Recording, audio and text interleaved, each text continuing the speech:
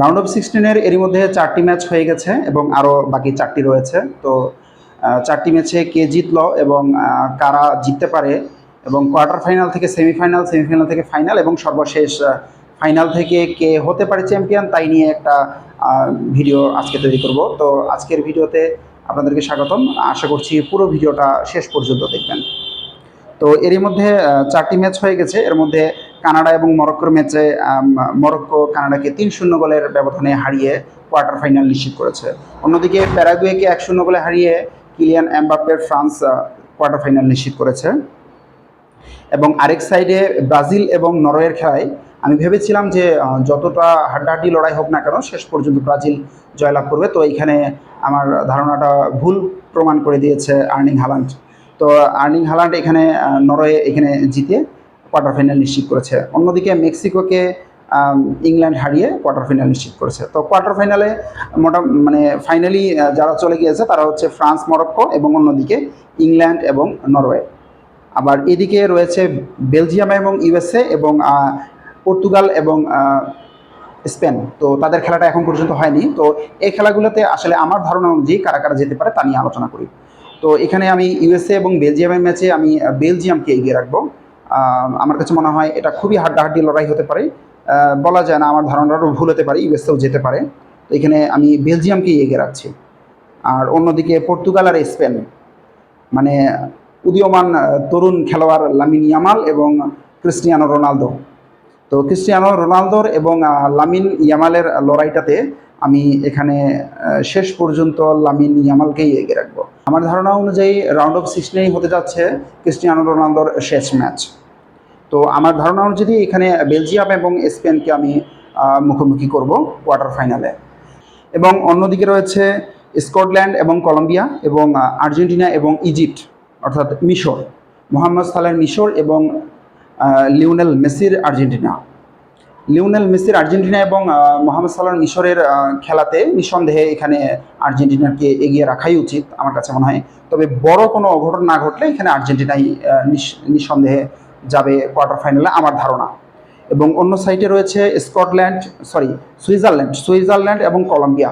কলম্বিয়ার মধ্যে দেখা যাচ্ছে আমি কলম্বিয়াকেই এগিয়ে রাখবো, কেননা কলম্বিয়া 2024 সালের কোয়ার্টার ফাইনাল কোপা আমেরিকার ফাইনাল খেলেছিল আর্জেন্টিনার সাথে। যদিও সেখানে আর্জেন্টিনা জিতেছিল, তবে কলম্বিয়া ফাইনাল পর্যন্ত গিয়েছিল। তো কলম্বিয়া আশা করা যায় অন্তত সুইজারল্যান্ডের থেকে ভালো কিছু করবে। তো এখানে আমি কলম্বিয়া এবং আর্জেন্টিনাকে কোয়ার্টার ফাইনালে নিচ্ছি এবং ওইদিকে বেলজিয়াম এবং স্পেনকে আমি কোয়ার্টার ফাইনালে নিচ্ছি। তো কোয়ার্টার ফাইনালের ম্যাচে এখানে ফলাফল কেমন হতে পারে সেটা এখন আলোচনা করি।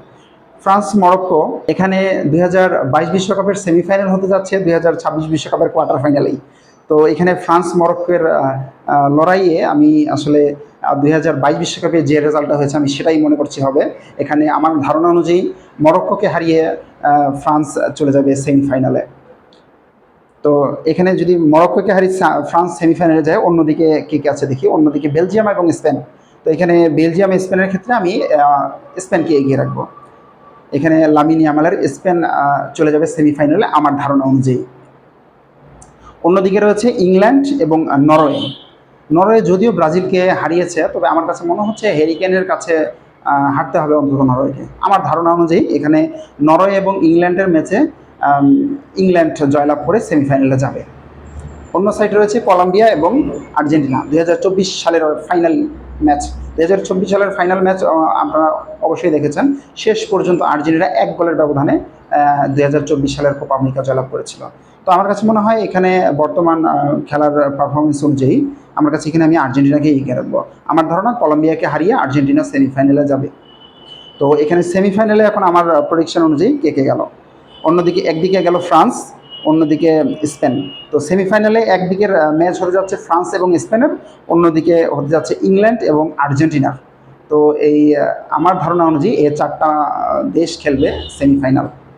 তো সেমিফাইনালে এখন আমি আমার ধারণা অনুযায়ী কাকে এগিয়ে রাখছে ফ্রান্স এবং স্পেন। এটা মানে বলা যায় যে অনেক হাড্ডাহাড্ডি লড়াই হবে। কিলিয়ান এমবাপ্পের ফ্রান্স এবং লামিন ইয়ামালের স্পেন। তো আমার যেটা মনে হয়, তো এখানে ফ্রান্স জয়লাভ করবে। ফ্রান্স লামিন ইয়ামালের স্পেনকে হারিয়ে ফাইনালে যাবে। আমার ধারণা অনুযায়ী 2022 সালের ফাইনাল খেলা ফ্রান্স আবার 2026 সালে ফাইনাল খেলছে। অন্য সাইডে হ্যারি কেনের ইংল্যান্ড এবং লিওনেল মেসির আর্জেন্টিনা। তো এখানে আমি ইংল্যান্ড এবং আর্জেন্টিনার মধ্যকার ম্যাচে শেষ পর্যন্ত আর্জেন্টিনাকে এগিয়ে রাখবো। আমার ধারণা অনুযায়ী 2022 বিশ্বকাপে যে দুই দেশ ফাইনাল খেলেছে 2026 বিশ্বকাপে তারাই ফাইনাল খেলবে। ফাইনালের রেজাল্টটা কীরকম হয় সেটা এখন একটা করি।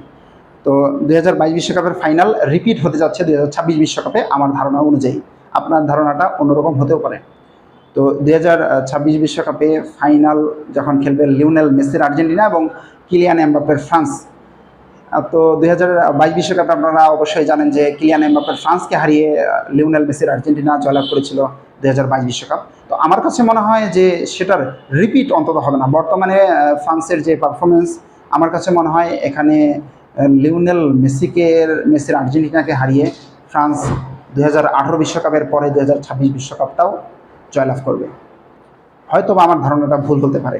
আমার ধারণা তো আমি বললাম, তো আসলে এটা যদিও ভবিষ্যতের ব্যাপার, এটার মধ্যে একটু এদিক ওদিক হতেই পারে। তো দেখা যাচ্ছে আর্জেন্টিনার কোচ লিওনেল স্কালোনি অনেক মানে কী বলবো আর মাস্টার মাইন্ড, তিনি খেলার মোড় ঘুরিয়ে দিতে পারে। 2022 বিশ্বকাপের যে খেলাগুলো আমরা দেখেছিলাম, লিওনেল মেসির আর্জেন্টিনা আপনার ক্রোয়েশিয়ার সাথে 3 গোলে জিতেছিল। তো এদিকে আগের ম্যাচগুলো যেমন নেদারল্যান্ডের সাথে অস্ট্রেলিয়ার সাথে জিততে গিয়ে আর্জেন্টিনা কিন্তু অনেক ঘাম ঝরাতে হয়েছে। শেষমেশ নেদারল্যান্ডের সাথে পেনাল্টিতে জিততে হয়েছিল আর্জেন্টিনাকে। তবে শেষের দিকে দেখা যাচ্ছে ফ্রান্সের প্রথমের দিকে অন্তত ভালোই খেলেছিল, শেষের দিকে ফ্রান্সকে পেনাল্টিতে হারাতে হয়েছে আর্জেন্টিনাকে। তো আমার কাছে মনে হয় বর্তমান খেলার পারফরমেন্স অনুযায়ী আর্জেন্টিনা আর ফ্রান্স যদি ফাইনাল খেলে, তবে এখানে আমি গত বিশ্বকাপের থেকে এবারের বিশ্বকাপের প্রেডিকশনটা আলাদা করছি। আমার কাছে মনে হয় এখানে ফ্রান্স জিততে পারে আর্জেন্টিনাকে হারিয়ে। তো আপনার মতামত আমার মতামতের সাথে কতটুকু মিলছে? আপনার প্রেডিকশন অনুযায়ী আপনি কাকে 2026 বিশ্বকাপের চ্যাম্পিয়ন মনে করছেন তা কমেন্ট সেকশনে জানিয়ে দিতে ভুলবেন না। ভিডিওটি শেষ পর্যন্ত দেখার জন্য অসংখ্য ধন্যবাদ। খেলাধুলা বিষয়ক সকল আপডেট সবার আগে পেতে আমাদের চ্যানেলটিকে সাবস্ক্রাইব করে পাশে থাকুন। আসসালামু আলাইকুম।